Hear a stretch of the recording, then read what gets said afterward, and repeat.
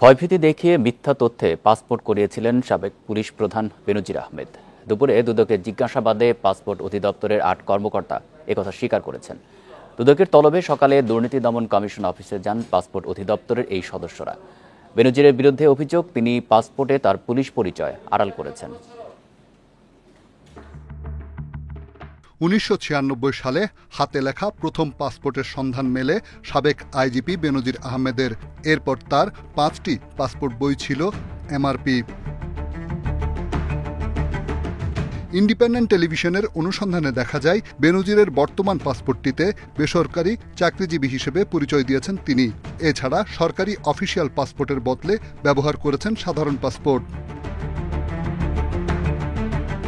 দুদক সূত্রে জানা যায়, আইনশৃঙ্খলা বাহিনীর বড় কর্তা হয়েও অতীতের সব পাসপোর্ট সাধারণ শ্রেণীতে করিয়েছেন বেনজির। পাশাপাশি পেশা দেখানো হয়েছে বেসরকারি চাকরিজীবী।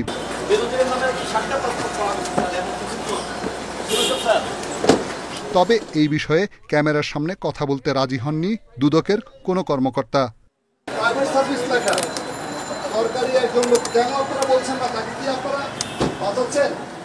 রিশাদ হুদা, ইন্ডিপেন্ডেন্ট নিউজ, ঢাকা।